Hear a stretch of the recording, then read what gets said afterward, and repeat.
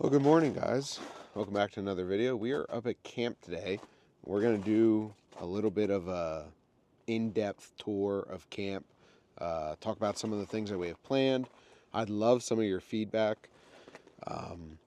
We've never done this kind of stuff before, so we're completely new to it. We really don't know what we're doing when it comes to food plotting or land management.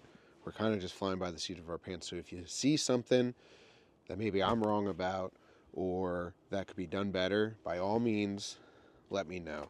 So last time, or maybe the first time we were up here for opening day archery, I just very briefly went over the cabin, kind of showed you the outside of the outhouse, but I never really talked about the land. That's why we're here. The cabin's cool, it's warm, that's great, but let's talk about the land and our plans for it. So down there, that is what we call the front side of camp. We have no plans for that down there. We have no idea what to do with it, what not to do with it. It's just a big hill. It just goes whoop, and there's no food down there. There's some old logging roads, but for right now, we don't have any plans for the front side of camp. So basically, 2/3 of the property is on a hill. Kind of a big obstacle when you're talking about doing food plots and stuff. And like I've said before, there's no good food sources anywhere around. Not just our property, all the neighbors' properties. There's no good food sources. Our land borders a bunch of state land. There's also no good food over there other than browse. There's no oak trees. There's nothing. Really, why the deer are here beats me, but we're going to try to change that. What I'm standing on here is what we call the shale pile. It's a giant pile of shale. Our property was mined years and years ago. It kind of destroyed the land.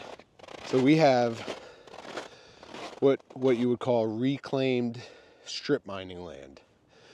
The soil is crap. They cut down all the good trees. They didn't really plant anything for the betterment of wildlife once they were done raping the land.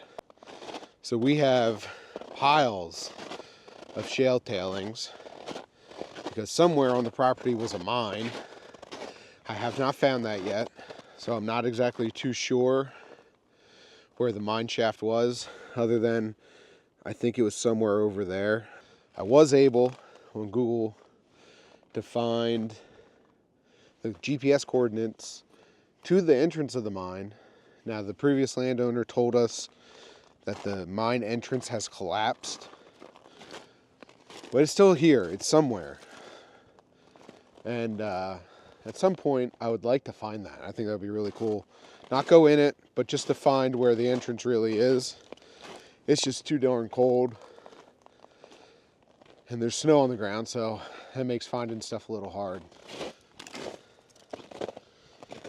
So walking up here, this is a future food plot.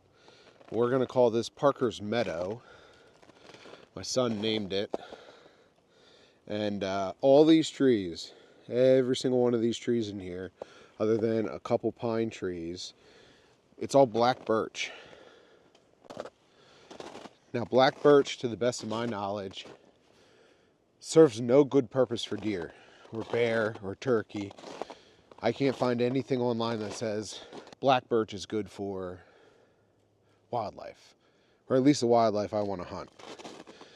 In a perfect world, I'd cut down every single one of these trees and replant them with sawtooth oaks or chestnuts, just because I know we have very acidic soil, and chestnuts and sawtooth oaks can tolerate some acidity in the soil. But for right now, our game plan for Parker's Meadow here is just going to be opening some of this up, making it a little bit bigger, opening up, this is kind of like an island here, opening up some of this to allow more sunlight down in here. You know, we're going to have to pick up all the branches and stuff. We're going to drop a lot of these trees. Future plan down the road is, you know, a lot of these black birch are basically pretty straight. I'd love to be able to use the black birch and build like a log cabin kind of ground blind that we can hunt out of right here. You know, whether I build it right over here, you know, I got to use the wind to my advantage, but it would be awesome to be able to repurpose those logs instead of just burning them for firewood. Repurpose those logs and turn them into some kind of hunting apparatus. So that's the plans for this. We're gonna try to make this a food plot. As soon as the snow's gone, we can kind of start working on that stuff. Whether it's cutting trees down, burning the brush, clearing the leaves off. We got to get a ton of lime down. And thankfully, Parker's Meadow is going to be our easiest food plot that we have to put in. As you can see, it goes up behind me. The camera doesn't do it justice. I'll try to show you guys when we're walking up to get up top just how steep the mountain is. And then once we get up top, it's flat. It kind of like plateaus off. But it's going to be a chore to do any other food plots on the property. This one's going to be our easiest and probably our best because we're going to be able to maintain it very, very easily. So we'll go walk up top and I'll talk to you guys about what's going to happen up there, so stay tuned. So thankfully, in theory, I could probably drive my truck up to here. That gets supplies to this location, but we still got to go up the mountain. And we do have somewhat of a clear path to get up. Straight up through here. We could possibly, we're not sure if it's going to work, but there is a lawn tractor that came with the cabin and a cart. We could possibly get probably halfway to 3/4 of the way up the hill. Man, would that be a lot of back saving. You know, once you guys understand our plans for up top and what we want to do, you'll understand just why exactly we want to, why we need to be able to get as much stuff as close to the top as possible. So we're coming up on the steepest part of the hill here. I know you guys, it's impossible for me to show you just how steep this is. I'm going to do my best. I'm going to try some stuff. So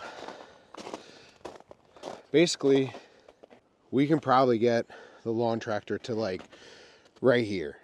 That's probably feasible. Making it a little bit more open and whatnot. We can probably get the lawn tractor to here. But we still got to go all the way up the mountain. So on my phone here, that's level. That's the grade of the hill. And as you go up, it only gets worse and worse and worse. Especially right in here. This is the steepest part of the hill.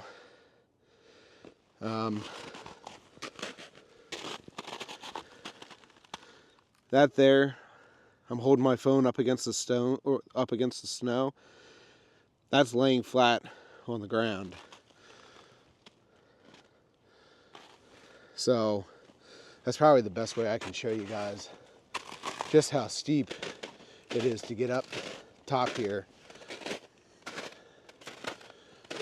More than likely, there's no way. I don't even think a four-wheeler could climb this hill, let alone a four-wheeler with a trailer on the back. You'd probably run the risk of flipping it. Legs are going to get a good workout, but you can see we started down there. Right down there is a shale pile, and over there is Parker's Meadow. So up here, this is going to be Chestnut Ridge, because we've planted chestnut trees up here, 6 of them. And I'm playing the long game with the chestnut trees. Trees grow slow. They take a while, but chestnuts, I've kind of become a chestnut expert. Chestnuts like acidic soil. They actually use them on reclaimed strip mine land, which is exactly what this is. So our chestnuts are down there in the tube. That one's not doing the greatest. Some of the other ones are really doing good. I'm hoping by the end of this year, this one's going to be out of the tube. It's over halfway out of the tube. It's right here.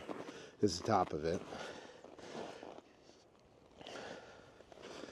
And then once they start coming out of the tube, we're going to have to cage around them and protect them from the bears and the deer. The deer will browse the crap out of them. But this is going to be food plot number 2 on Chestnut Ridge. We have a tree stand over there. And then we have all this. I weed whacked all this down and made this into what's going to be a food plot, and it's going to have some chestnut trees in it. Now, I know it's February 2nd, it's Groundhog Day today. I'm already thinking about the fall. I have 400 chestnuts in my fridge going through cold stratification. I'm going to plant a lot of them up here. This is all, it's like pine strips and then a meadow. Pine strips and then a meadow. We have tons of area for these chestnuts to grow. All they need is sunlight, and we got to dig a hole, and we can put them in the fall. Now, if any of you guys are interested that are watching this, I'm going to sell some of the chestnut trees that I have. 15, 20 bucks a pop. You got to buy 2. They don't self-pollinate. They have to have a friend in order to get pollination. So at minimum, I'm going to sell people 2, so that way they can have chestnuts of their own within a couple years. Chestnuts, I mean, some of them will start producing burrs and nuts within year 3, 4, or 5. So it doesn't take an incredible long amount of time before you start getting chestnuts, especially in good growing conditions. Obviously, we have a ton of sun coming in here. They got the acidic soil that they like. So we're hoping these 6 are going to be really, really good, since I bought these from a website. The ones that I have at home, I bought the chestnuts, and then I'm doing cold stratification. They're not specially bred. These are specially bred to grow really fast and produce prolifically. The ones that I got online, they're just Japanese chestnuts and Chinese chestnuts. They're going to produce nuts. I mean, even if one tree produces 50 pounds a year, if I plant 50 trees, you're talking about a ton of food for these deer and bear. So we'll walk out. I'll show you where we're going to have 3 food plots on the property, theoretically. This one is going to be the one that we do second, and then the other one's going to be the one that we do third. I don't know if we're going to get to the third one this year, but we'll definitely be able to do the one I'm standing in. We'll definitely be able to do the one down in Parker's Meadow, just because of the closeness and the ease. This one's going to be hard enough getting lime and fertilizer and seed up here, let alone the next one's even further away, which means we got to carry lime, fertilizer, and seed probably another 150, 200 yards to the next food plot. So this fall, we did hunt up here. Parker and I did shoot a doe up here this year. We definitely don't have bucks that frequent our property hardly at all. I mean, we didn't get a buck picture on our property until middle of October. Obviously, we're hoping to change that with the food and some kind of land management. I mean, right now I'm in a red pine stand. There's just a strip of red pines going all the way down through here, and then there's another meadow. I don't know what we can do to deal with making better bedding cover or cover for the deer or habitat for the deer when it comes to these red pines. I just don't know enough about land management for the betterment of deer that I can't imagine they're going to eat this stuff. I mean, maybe they'll bed underneath them, get out of the wind, thermal cover. I just don't know enough about that stuff. Where I hunt back at home, it's all thick, nasty. I know how to hunt that stuff. I don't know how to hunt the big woods. It's just totally foreign to me. But as you can see, it's very sparse. This is what I believe is a tamarack pine, as you see. Apparently they lose their needles in the fall. I've seen all these pine trees turning orange and I'm thinking, oh great, we got a beetle or something killing all the pines. One good thing, if we did get a beetle and killed all the pines, chestnut trees. I'm gonna cover this property in food plots and chestnut trees. I'm gonna try to change the land for the betterment of all wildlife and also for deer and bear. Like even behind me, I could plant 2 or 3 chestnut trees there. There's another meadow up there. I could plant 2 or 3 chestnut trees. Anywhere I have an area that's gonna get full sunlight, I'm putting a chestnut tree in it this fall. I'm gonna overplant chestnut trees because not all of them are gonna make it. We're gonna have deer damage, we're gonna have bear damage. Some just aren't gonna make it. That's just the name of the game, but I'm gonna play the numbers game and try to use the numbers in my favor to try to make this property as good as it can be. Getting back to the whole deer and how many deer we saw this year. Obviously, like I said, Parker and I did shoot a deer here in muzzleloader. We've had a ton of bear on the property, which is good and bad. Bear do kill fawns. So that's like a give and take thing. During the rut, we had some really nice buck on the property, but they didn't hang out here. They didn't live here. They were more or less passing through. I'd like to change that and have buck hanging out on our property all the time. I'll throw up some pictures of some of the buck that we had on camera. One was an absolute slammer. I mean, just drop jaw, like, oh my God, when the picture came through. The potential's here. That's for sure. There's a lot of land for these deer to cover. I have to draw them in to our property and try to make this as good as I possibly can. So walking down through here, obviously you can see like these are all planted after they strip mined everything. This is all red pine. It's just a huge strip of red pine up and down. I mean, over there where that snow is, where my finger is, that's the neighbor's property. But you can just tell it's just huge strips of red pine. To the best of my knowledge, it doesn't really do anything for deer habitat. As you can see out in front of me here, another meadow. And right now with the snow and everything, everything's all pushed down. So this is going to have to get weed whacked down.